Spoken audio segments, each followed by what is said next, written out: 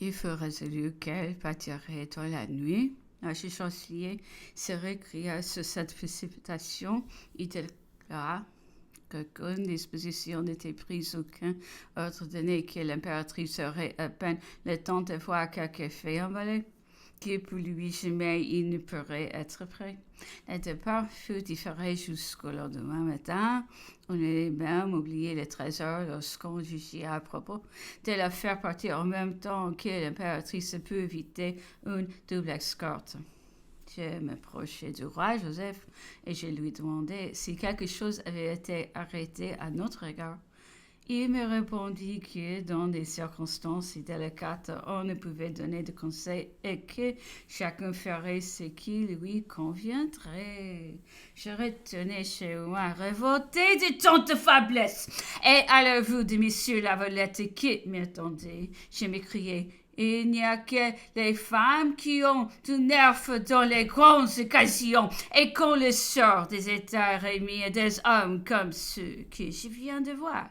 Il ne faut pas étonner si tout va de travers et si on perd les meilleures causes. Alors, en mêlant au sérieux du moment un peu de malignité sur le ridicule dont j'avais été témoin, je racontais la crainte de l'archichancelier, les défauts absolus d'énergie au moment où on avait le plus besoin d'en avoir les tristes conséquences d'une telle conduite qui faisait partir l'impératrice et son fils en plein jeu, sans troupe, sans ordre, sans être capable de la quitter, au risque d'être prise toujours près et sans penser à l'effet accablant qui allait en résulter pour le capital. Puisqu'on me laissait ma liberté, j'étais bien tentée de ne pas courir tant d'hasard et de rester à Paris. Je me couchais en remettant à prendre au lendemain matin un parti aussi important pour moi.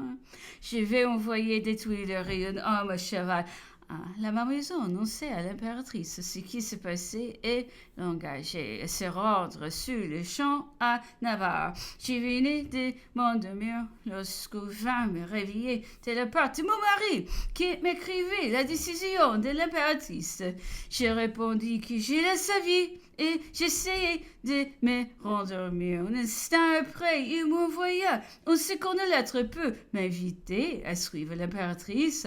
Je répondis encore qu'il serait assez tôt de m'en occuper le lendemain de bonne heure, et j'ai cru que j'allais enfin trouver quelque repos. Mais pour la troisième fois, il me fit ordonner de quitter Paris cette nuit si interrompue. Avec ma faible santé, ne me préparais pas bien à supporter trop de fatigue. Et les tourments qui s'annonciaient, pourtant je me levais et me disposais à oublier.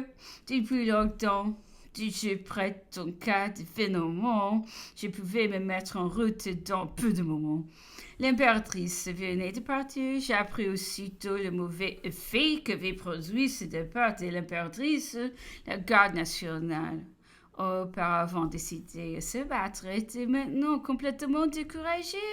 Le peuple qui, le matin, ne demandait que des armes était dans la consternation. Il avait crié après la voiture de Madame et moi.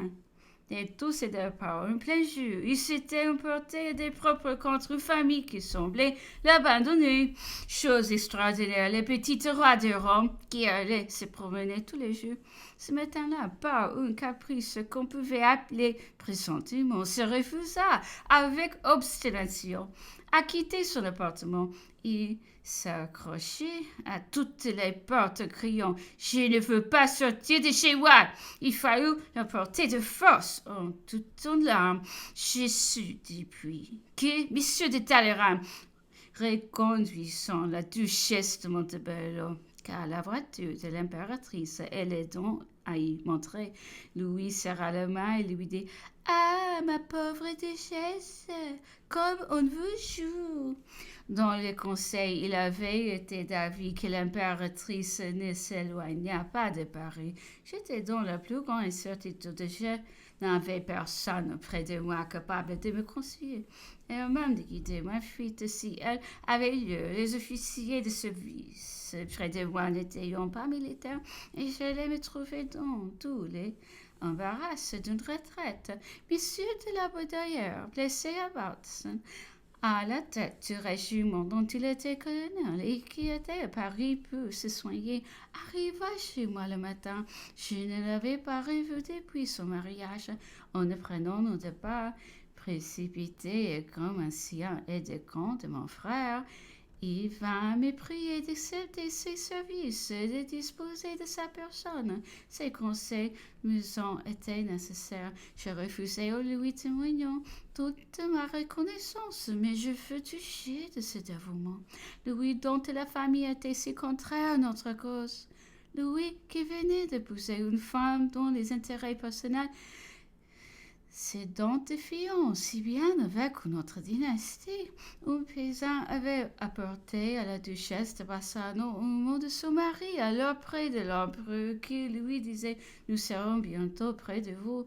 Elle vint chez moi avec plusieurs dames de la cour, désolée de ce départ de l'impératrice, qui paralysait tous les moyens de défense et persuadée comme moi que si Paris pouvait tenir un Dieu, l'empereur arriver et sauver la capitale. Mais malgré notre conviction que pouvions faire des femmes seules et sans expérience.